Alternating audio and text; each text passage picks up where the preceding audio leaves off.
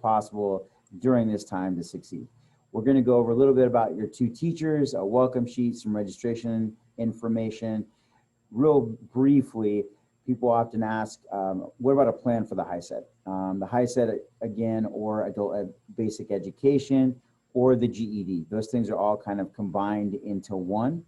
We generally use the term HSE because it's the test that we typically use at this school. We found it is the quickest to complete.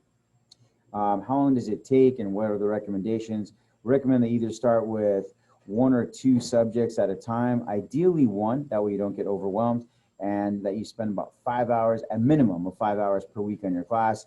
The average cost is $150, whether you're taking the GED or the HSE. It will depend where you take them. If you take them online from your house, which is an option, we'll go over how to set up an account, predominantly when you started a class with your teacher. The average time to complete the HSE is around 9 months. Some people have finished it in as quick as 1 month, but we've also seen people that have spent more than a year or so on it. So 9 months is kind of a safe way to get your set your expectations.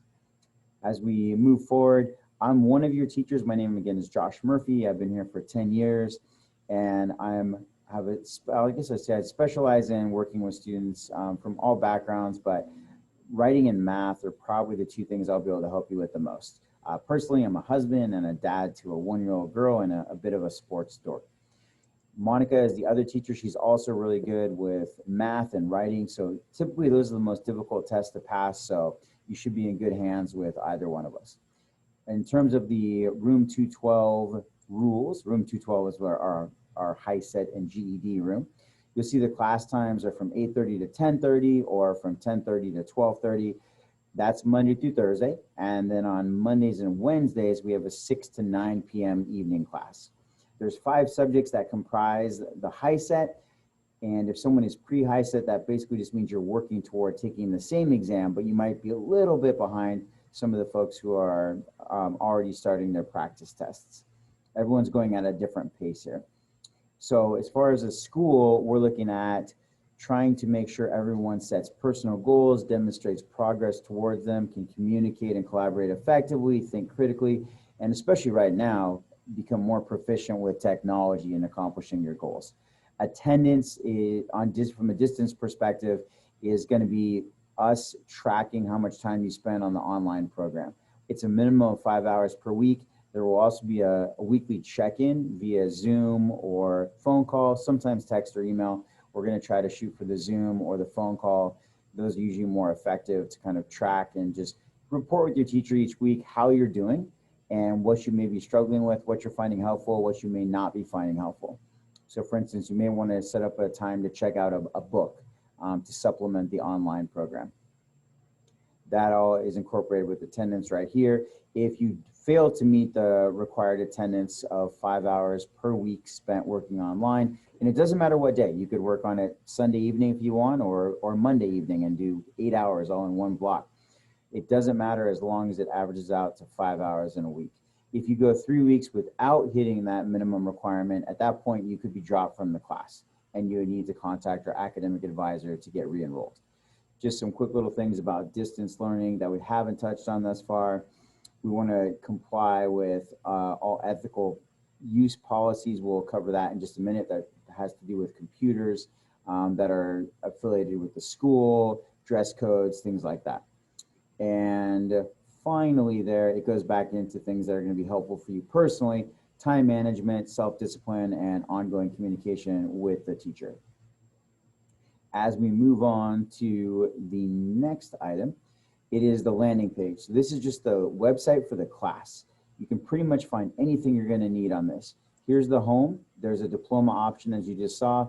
If you're taking the HSE or the GED, you're not going to need the diploma. You'd go to the home or the HSE. This has all the information about Monica Konia, one of the teachers, Josh Murphy, that's me, another one of the teachers, and Miss Tanya Rue, who is our diploma teacher. So it has all the contact information down here. You'll see that there's a Google Voice number, the class hours. So this just allows you, if you forget, who's teaching when or what class hours Monica is available, you can always shoot her a text just for clarification. As far as the HSE information goes, Once you have viewed this orientation video, if you haven't already, you want to complete a registration packet. That can just be downloaded from the link you just saw off the class website. You're going to fill out your personal information, a waiver of confidentiality of records. All that means is Escondido Adult School and yourself will have access to all your personal information that you use filling this form out. We will not disclose that information to anyone unless you put their name down here. There's also attendance policy that you'll sign off on. As we mentioned, until we come back in class, hopefully this year, you will be working online, and this just means that you understand you have to meet that 5-hour minimum per week of time spent on a given software program. Campus policies, even though we're not on campus, we're going to have you guys read through this and sign it with the hope that we will come back on campus. And most of the things are just not bothering other people, being respectful, limiting talking, taking phone calls outside of the class, having your phone on vibrate. Other things, just not having music while you're in class that may bother other people, not eating at your station, not taking 30-minute bathroom breaks, standard things. Dress code, again, very self-explanatory. Everyone here is an adult, so these should be pretty obvious. Then in the academics ethics policy, easy for me to say, that we addressed earlier, it's predominantly just not using cell phones or cheating on tests. This is going to be very difficult to do because you're going to be under supervision if you're taking an official HiSET test in our HiSET testing room because there's cameras everywhere. Or if you're taking the test from home, you'll be observed by either a webcam or the camera on your laptop. And so it's going to be very difficult to do any real cheating on one of the official tests. We don't really care about what resources you're using in preparing for the test. So this doesn't apply too much to us. This is more or less along the lines of a diploma insurance policy here to make sure people are not cheating or plagiarizing. But it does also have to do with theft. So we're going to have you guys sign it just the same. And then if you're using any school computers, whether you're on campus or you checked one out, you're going to sign our computer policy, just making sure you're practicing proper etiquette. You're not, posting mean things on someone's Facebook page or just using the computers to bully or do anything that's inappropriate. The next thing we're going to cover is the HiSET or ABE. Again, that's Adult Basic Education Procedures. So we already talked a lot about those two. And a standard question people have is, how long will the HiSET take me? The easy answer is what they tell us, which is typically around 9 months. So we found that to be fairly accurate. So that's kind of like a school year, really. So from September to like June. Some people have completed it in as little as 1 month. For others, it's taken more than a year, sometimes a couple. It just depends on how much time you're able to put in and really what your starting point is, how much education you came in with, or really like your math level and your writing comfort level. But we're here to help you and make it as smooth a transition and as quick a process as possible. So that best approach is doing one course at a time, choosing your best subject first. So if you're not a math person, don't start with math. It's really tough to stay motivated if you feel like you're, running uphill the whole time. So our goal again is just to pick the right process and individualized plan for each student. There's not one set of rules that we're going to have everybody follow. So once you do meet with your teacher, after you've done this orientation video, filled out the registration packet, he or she will assign you a login for the online program. That's going to look something like this. It's going to just be a number, your first name and a dot and your last name, and that'll allow you to, we'll email this to you upon our meeting. That'll allow you to log in from home immediately and start work on preparation for your test. The final bit of information here is making that individual appointment, as I mentioned just a minute ago. So you want to be sure that you have made an appointment. This link is on the website, as you see right here. It is also on the slides. You can find it here. And the welcome back email that you should have received once you registered. Very quickly, it looks just like this. So you want to put in your email address, your name, your phone number, what day you want to take the test, and then just proceed, and you'll end up picking a day and a time. And make sure you put that in your phone so that you don't miss your appointment. Your teacher may text you ahead of time, but don't count on that. make sure you are responsible and show up for your appointed time. Those will take around 30 minutes to get you started. We're going to do an evaluation, determine what the best plan or process is for you, and answer a lot of questions that you may have. If I can jump back real quick to the website, the other aspect of getting started is, again, once you've completed the registration, you've had your meeting with your teacher. To help us put you in the best class possible, where do you start? We're going to have you take a practice reading test. So once again, this is located on the class webpage.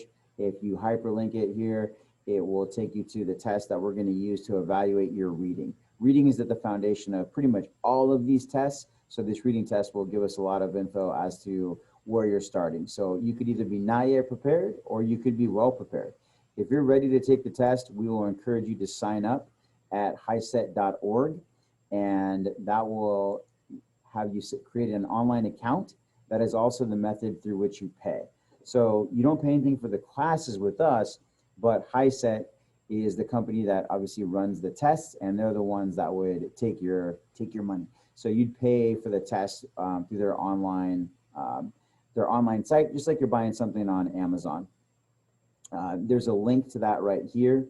So if you wanted to go and set up a test, this is the website for which you would do it. And there's also resources on the HSE website for test prep. So if you wanted to take extra practice tests, you can see those are down here at the bottom.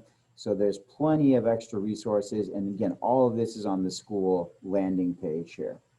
So after you've taken this practice test, Monica and myself will be able to assess your reading level and determine which online program is best for you. Online programs, we primarily are using our Aztec. Just to give you a quick little peek about that, this is what Aztec looks like. We'll create a class for you that has all the information you would need. It covers all 5 subjects. I'll just log myself in here and show you what it looks like very quickly. When you log in from home, it will look just like this. You'll see your active classes. This is the HSE Prep. There is also a GED Play that has more videos. So if you're more of a visual learner, that'll help you out. This particular link here will take you to a page that has a learning plan. And on that learning plan, you'll see there's practice tests. Most people skip this computer literacy because it's pretty basic.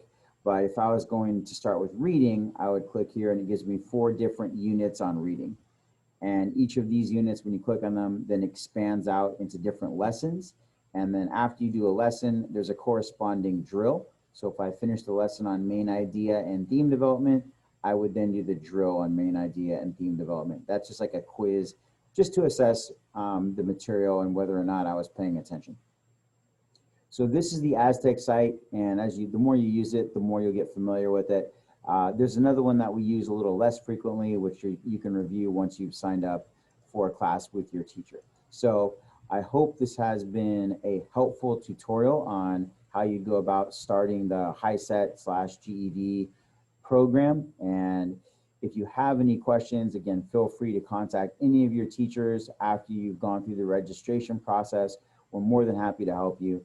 And we wish you the best of luck in completing either your HSE or your GED and moving on to the next step of your either academic or career future. So I hope this has been helpful, and have a great rest of your day. Thanks a lot.